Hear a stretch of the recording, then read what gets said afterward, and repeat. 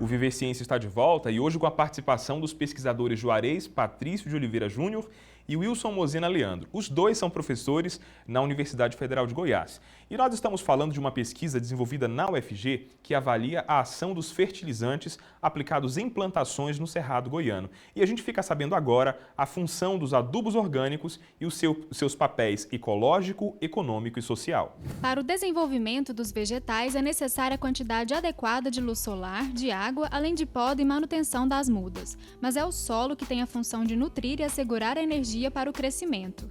E se a terra tem pequena quantidade de compostos minerais, os adubos podem suprir essa necessidade. O adubo são nutrientes que se usa para repor os que foram extraídos pelas plantas ou levados pela água da chuva ou irrigação. Nós temos adubos orgânicos e adubos inorgânicos.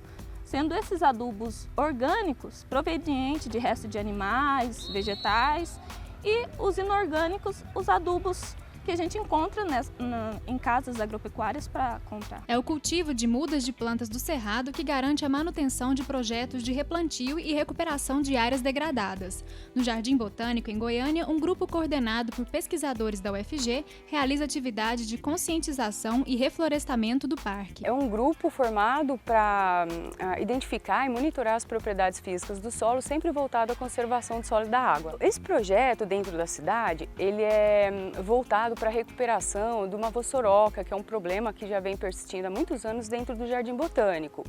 Mas não adianta a gente intervir no problema sem entender muito bem a causa dele. Nós temos que combater a causa desse problema.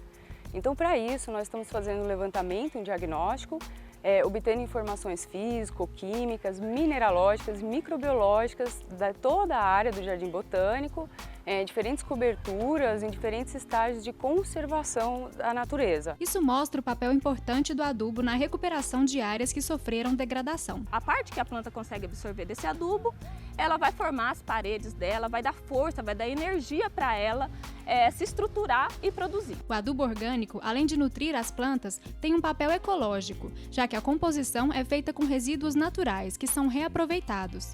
Também exerce uma função econômica, porque pode ser fabricado pelo próprio agricultor, o que barateia os custos. Então, continuando a nossa conversa, professor Juarez, levando em consideração as características daqui do Cerrado, da nossa região, o que determina se o solo precisa ou não de fertilizante para o sucesso da cultura? Bom, nós sabemos que o solo do Cerrado, ele tem originalmente baixos teores da maioria dos nutrientes que a planta precisa.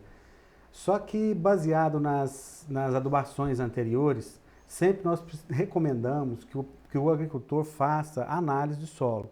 Ele deve coletar um solo, levar para um laboratório de confiança, analisar o resultado e um agrônomo, um profissional em agronomia, que deve fazer um receituário do que ele deve usar na sua cultura, pensando na produtividade, pensando na lucratividade desse produtor.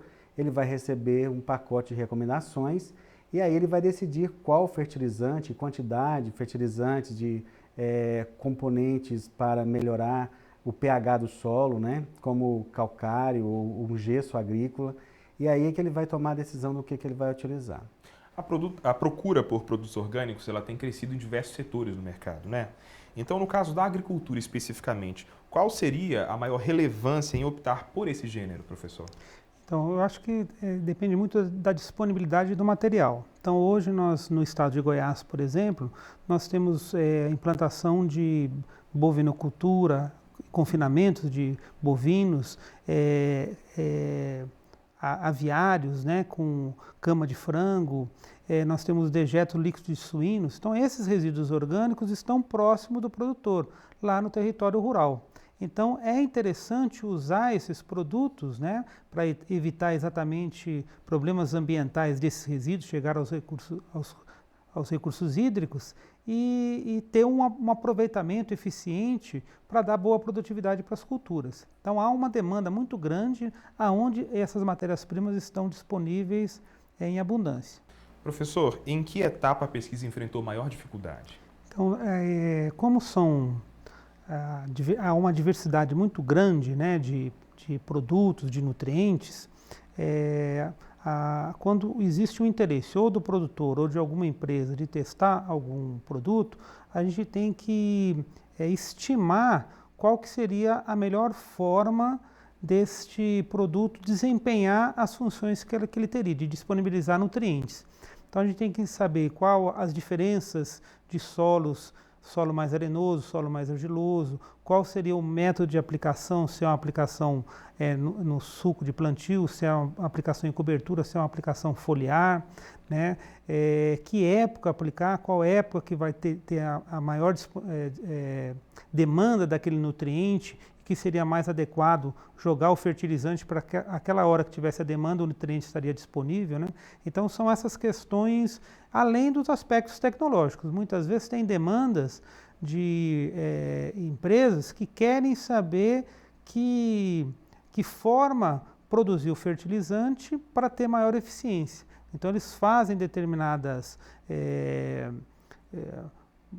modelos pilotos, né? E a gente testa e sugere, ó, esse modelo parece que foi mais interessante, deu um produto melhor, a tal temperatura foi mais eficiente, né? Então, nós sempre ouvimos aqui no estúdio da grande maioria dos pesquisadores que há uma barreira muito grande no momento de colocar o conhecimento produzido aqui na universidade no mercado, né? Na verdade, dar esse retorno para a sociedade. Então, de que maneira esse conhecimento produzido aqui na UFG ele pode ser aplicado no mercado? Já existe alguma parceria nesse sentido? Existe. Assim, o que nos procuram são os mais variados públicos, né? Então, desde grandes empresas, né, grandes empresas transnacionais, até empresas regionais, né, até produtores. Então, tem muitos produtores, que os produtores brasileiros têm uma criatividade muito grande. Então, o experimentar, o saber popular, ele faz alguns experimentos e quer avaliar com o método estatístico aquilo lá funciona ou não. Então nós temos pesquisas, por exemplo, com biofertilizantes à base do kefir, do kombucha, né, que são produtos usados até na alimentação, que uma dona de casa testou, viu que dava eficiência e falou, por que vocês não fazem essa pesquisa? E aí a gente acha interessante e acaba fazendo, né? E aí retorna essa informação para quem demandou, né? Ou a empresa, ou um pequeno produtor, um assentado de reforma agrária, né? Então, os nossos públicos são os mais variados possíveis, né? E sempre, na medida que possível, a gente retorna essas informações para ele melhorar a eficiência daquela utilização que ele vem fazendo.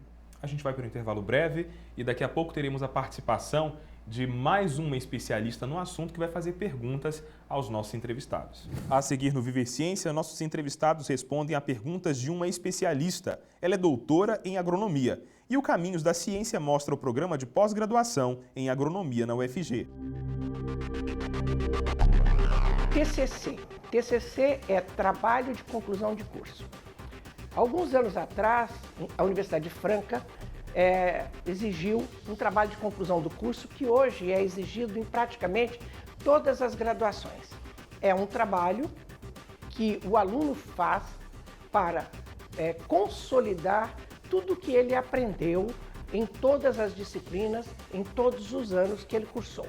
Então, o trabalho de conclusão de curso, ele é uma prova de que o aluno conseguiu integralizar o conjunto de conteúdos do curso que ele escolheu. O TCC também, além da graduação, o TCC tem sido muito usado para os cursos de especialização. Então, o trabalho de conclusão de curso, ele na verdade é a primeira obra que o aluno faz dentro de padrões científicos.